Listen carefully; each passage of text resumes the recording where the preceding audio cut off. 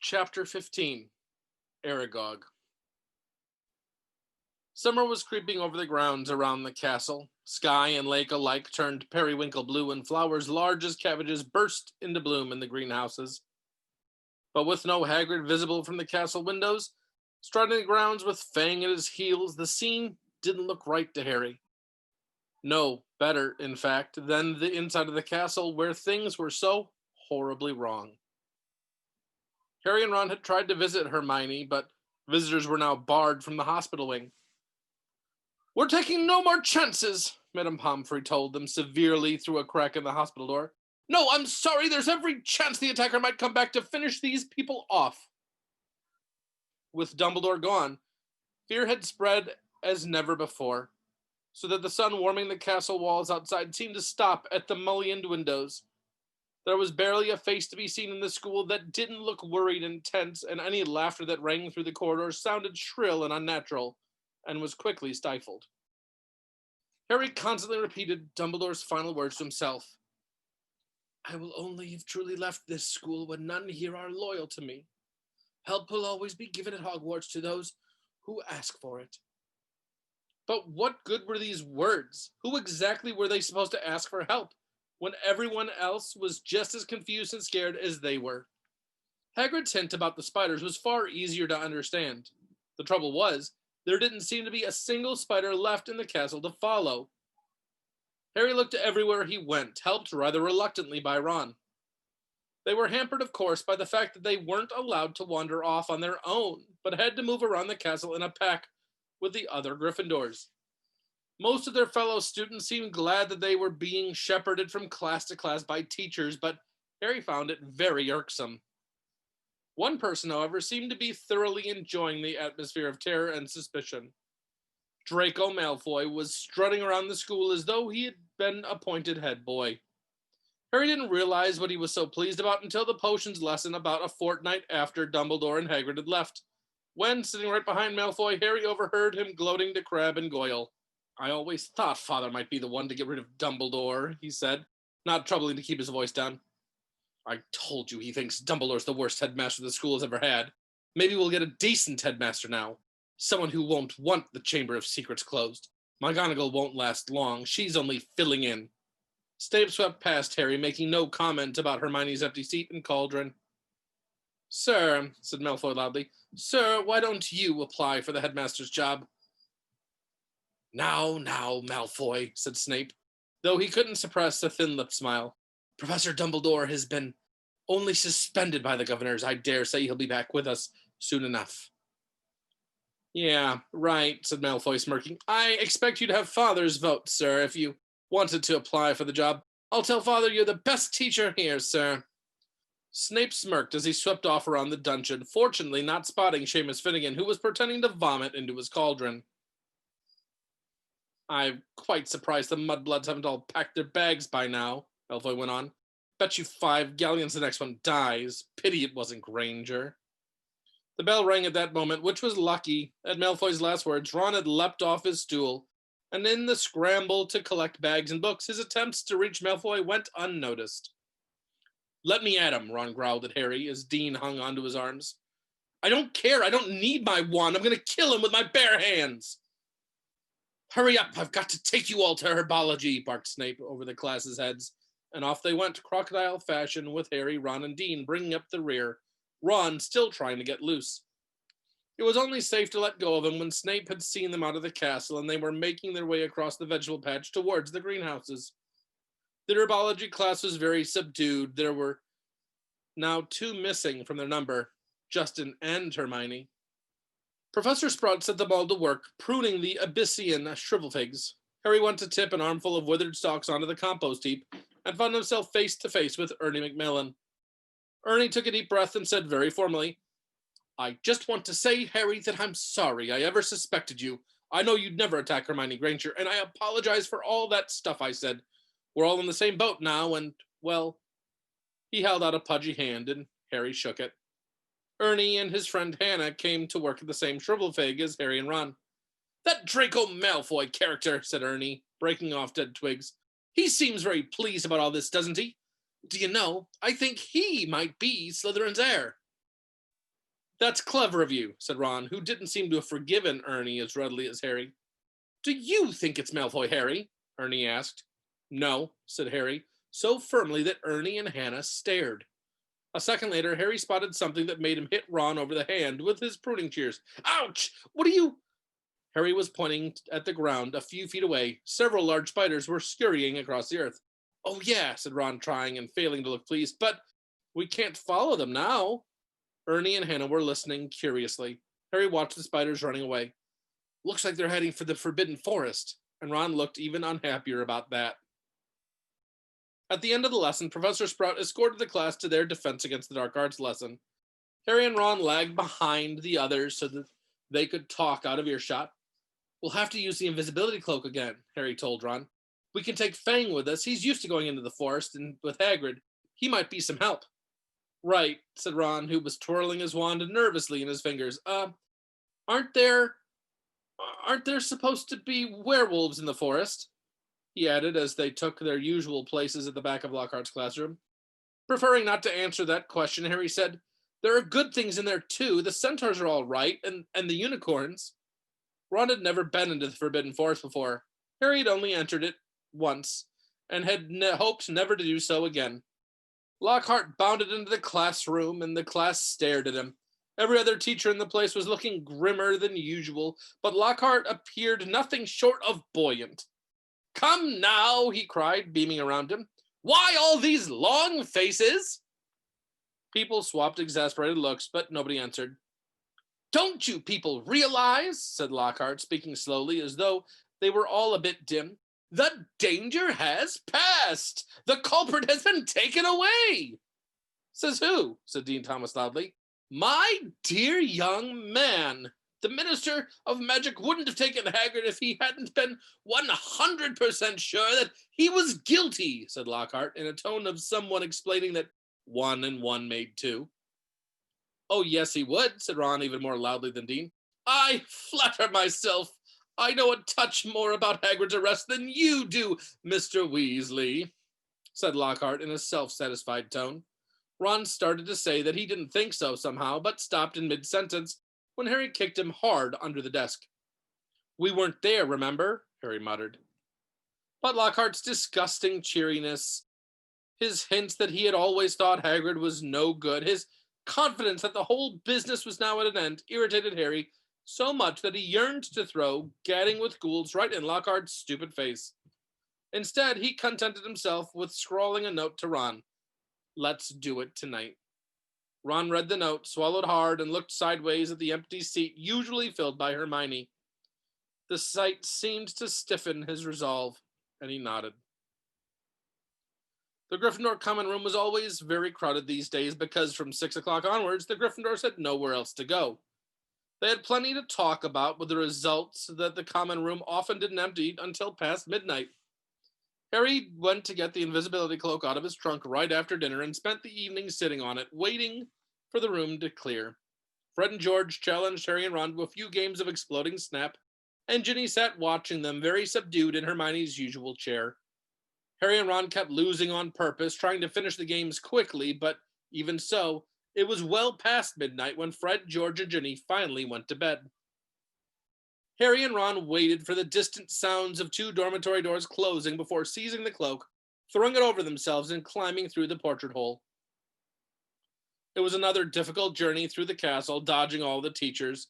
At last they reached the entrance hall, slid back the lock on the oak front doors, squeezed between them, trying to stop any creaking, and stepped out into the moonlit grounds.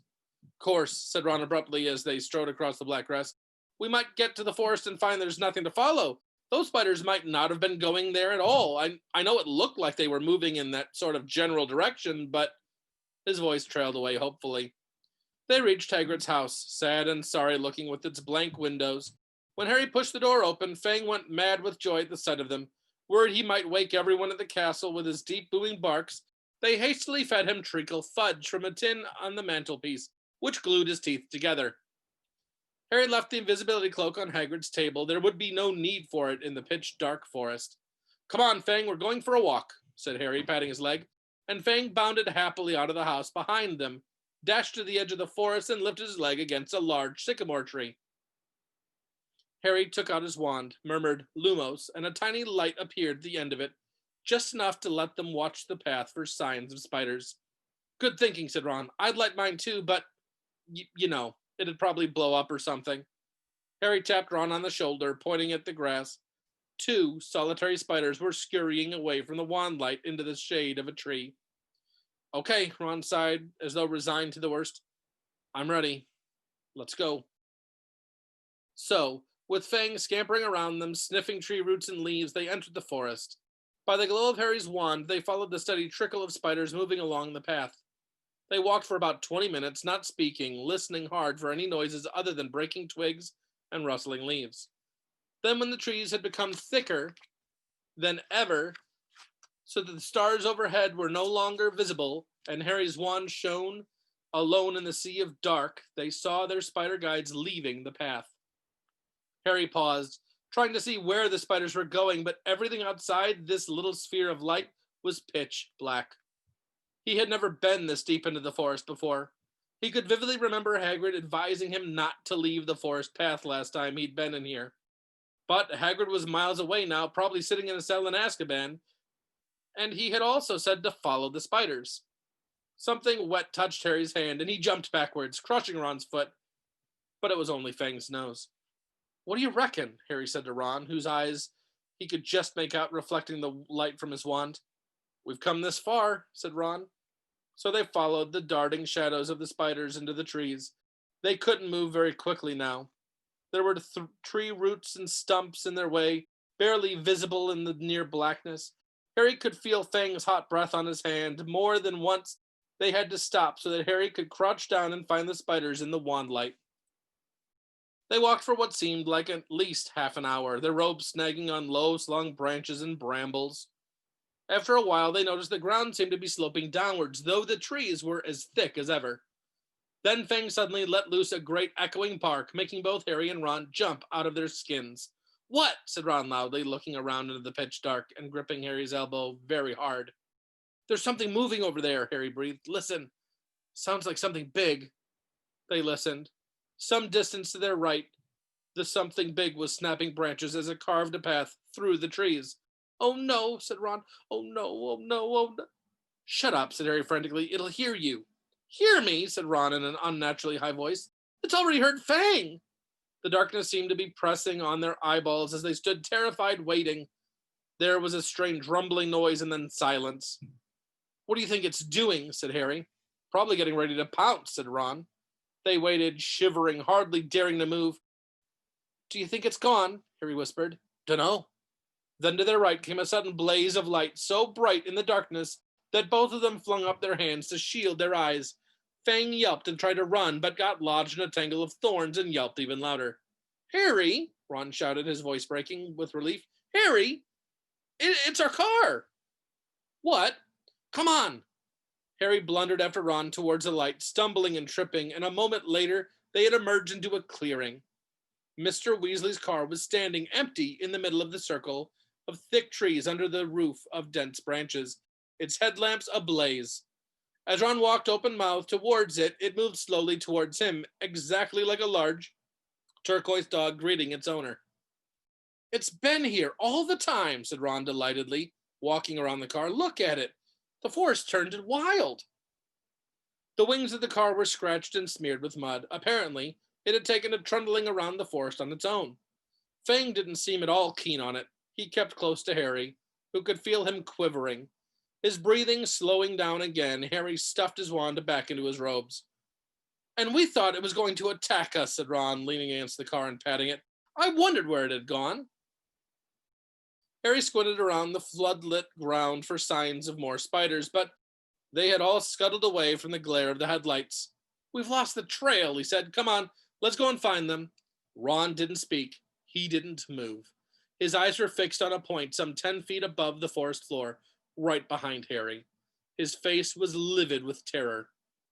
Harry didn't even have time to turn around. There was a loud clicking noise, and suddenly he felt something loud and hairy seize him around the middle and lift him off the ground, so that he was hanging, face down. Struggling, terrified, he heard more clicking and saw Ron's legs leave the ground too. heard Fang whimpering and howling. Next moment, he was being swept away into the dark trees. Head hanging, Harry saw that what had hold of him was marching on 6 immensely long, hairy legs, the front 2 clutching him tightly below a pair of shining black pincers. Behind him, he could hear another of the creatures, no doubt carrying Ron. They were moving into the very heart of the forest. Harry could hear Fang fighting to free himself from a third monster, whining loudly, but Harry couldn't have yelled even if he had wanted to. He seemed to have left his voice back with the car in the clearing. He never knew how long he was in the creature's clutches. He only knew that the darkness suddenly lifted enough for him to see that the leaf-strewn ground was now swarming with spiders. Craning his neck sideways, he realized that they had reached the rim of a vast hollow, a hollow which had been cleared of trees so that the stars shone brightly onto the worst scene he had ever clapped eyes upon. Spiders. Not tiny spiders like those surging over the leaves below. Spiders the size of cart horses, 8-eyed, 8-legged, black, hairy, gigantic.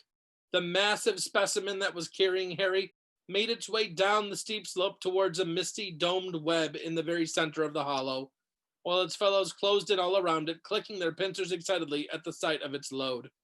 Harry fell to the ground on all fours as the spiders released him. Ron and Fang thudded down next to him. Fang wasn't howling anymore, but cowering silently on the spot. Ron looked exactly like Harry felt. His mouth was stretched wide in a kind of silent scream, and his eyes were popping. Harry suddenly realized that the spider which had dropped him was saying something. It had been hard to tell because he clicked his pincers with every word he spoke. "Aragog," he called. "Aragog." And from the middle of the misty domed web, a spider the size of a small elephant emerged, very slowly. There was gray in the black of his body and legs, and each of the eyes on the ugly, pincered head was milky white. He was blind. "What is it?" he said, clicking his pincers rapidly. "Men," clicked the spiders who had caught Harry. "Is it Hagrid?" said Aragog, moving closer, his 8 milky eyes wandering vaguely. "Strangers," clicked the spider who had brought them. "Kill them," clicked Aragog fretfully. "I was sleeping." "We're friends of Hagrid's," Harry shouted. His heart seemed to have left his chest and to pound in his throat. Click, click, click went the pincers of the spiders all around the hollow. Aragog paused. "Hagrid has never sent men into our hollow before," he said slowly. "Hagrid's in trouble," said Harry, breathing very fast. "That's why we've come." "In trouble?" said this aged spider, and Harry thought he heard concern beneath the clicking pincers. "But why has he sent you?" Harry thought about getting to his feet, but decided against it. He didn't think his legs would support him, so he spoke from the ground as calmly as he could. "They think, up at the school, that Hagrid's been setting a something on the students. They've taken him to Azkaban." Aragog clicked his pincers furiously, and all around the hollow the sound was echoed by the crowd of spiders. It was like applause, except applause didn't usually make Harry feel sick with fear. "But that was years ago," said Aragog, fretfully. "Years and years ago. I remember it well. That's why they made him leave the school. They believed that I was the monster that dwells in what they call the Chamber of Secrets. They thought that Hagrid had opened the chamber and set me free." "And you didn't come from the Chamber of Secrets," said Harry, who could feel cold sweat on his forehead. "I," said Aragog, clicking angrily. "I was not born in the castle. I come from a distant land. A traveler gave me to Hagrid when I was an egg. Hagrid was only a boy, but he cared for me, hidden in a cupboard in the castle, feeding me on scraps from the table. Hagrid is my good friend and a good man. When I was discovered and blamed for the death of a girl, he protected me. I have lived here in the forest ever since, where Hagrid still visits me. He even found me a wife, Mosag. And you see how our family has grown, all through Hagrid's goodness." Harry summoned what remained of his courage. "So you never attacked anyone?" "Never," croaked the old spider. "It would have been my instinct, but From respect of Hagrid, I never harmed a human. The body of the girl who was killed was discovered in a bathroom. I never saw any part of the castle but the cupboard in which I grew up. Our kind like the dark and the quiet. But then, do you know what did kill that girl? Said Harry, because whatever it is, it's back and attacking people again. His words were drowned by a loud outbreak of clicking and rustling of many long legs shifting angrily. Large black shapes shifted all around him. The thing that lives in the castle, said Aragog, is an ancient creature we spiders fear above all others. Well do I remember how I pleaded with Hagrid to let me go when I sensed the beast moving about the school. What is it? Said Harry urgently. More loud clicking, more rustling. The spiders seemed to be closing in. We do not speak of it, said Aragog fiercely. We do not name it. I never even told Hagrid the name of that dread creature, though he asked me many times. Harry didn't want to press the subject, not with the spiders pressing closer on all sides. Aragog seemed to be tired of talking. He was backing slowly into his domed web, but his fellow spiders continued to inch slowly towards Harry and Ron. We'll just go then, Harry called desperately to Aragog, hearing leaves rustling behind him. Go, said Aragog slowly. I think not. But, my sons and daughters do not harm Hagrid on my command, but I cannot deny them fresh meat when it wanders so willingly into our midst. Goodbye, friend of Hagrid. Harry spun around, feet away. Towering above him was a solid wall of spiders, clicking, their many eyes gleaming in their ugly black heads. Even as he reached for his wand, Harry knew it was no good. There were too many of them. But as he tried to stand, ready to die fighting, a loud, long note sounded, and a blaze of light flamed through the hollow. Mr. Weasley's car was thundering down the slope, headlamps glaring, its horns screeching, knocking spiders aside. Several were thrown onto their backs, their endless legs waving in the air.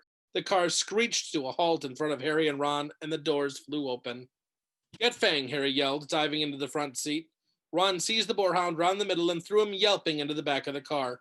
The door slammed shut. Ron didn't touch the accelerator, but the car didn't need him. The engine roared and they were off, hitting more spiders. They sped up the slope out of the hollow and they were soon crashing through the forest, branches whipping the windows as the car wound its way cleverly through the widest gaps, following the path it obviously knew. Harry looked sideways at Ron. His mouth was still open in a silent scream, but his eyes weren't popping anymore. Are you okay? Ron stared straight ahead, unable to speak. They smashed their way through the undergrowth, Fang howling loudly in the back seat, and Harry saw the wing mirror snap off as they squeezed past a large oak. After 10 noisy, rocky minutes, the trees thinned and Harry could again see patches of sky. The car stopped so suddenly that they were nearly thrown into the windscreen. They had reached the edge of the forest. Fang flung himself at the window in his anxiety to get out, and when Harry opened the door, he shot off through the trees to Hagrid's house, tail between his legs. Harry got out too, and after a minute or so, Ron seemed to regain the feeling in his limbs and followed, still stiff-necked and staring. Harry gave the car a grateful pat as it reversed back into the forest and disappeared from view. Harry went back into Hagrid's cabin to get the invisibility cloak. Fang was trembling under a blanket in his basket. When Harry got outside again, he found Ron being violently sick in the pumpkin patch. Follow the spiders, said Ron weakly, wiping his mouth on his sleeve. I'll never forgive Hagrid. We're lucky to be alive. I bet he thought Aragog wouldn't hurt friends of his, said Harry. That's exactly Hagrid's problem, said Ron, thumping the wall of the cabin. He always thinks monsters aren't as bad as they're made out. And look where it's gotten him, a cell in Azkaban. He was shivering uncontrollably now. What was the point of sending us in there? What have we found out? I'd like to know. That Hagrid never opened the Chamber of Secrets, said Harry, throwing the cloak over Ron and prodding him in the arm to make him walk. He was innocent. Ron gave a loud snort. Evidently, hatching Aragog out of a cupboard wasn't his idea of being innocent. As the castle loomed nearer, Harry twitched the cloak to make sure that their feet were hidden.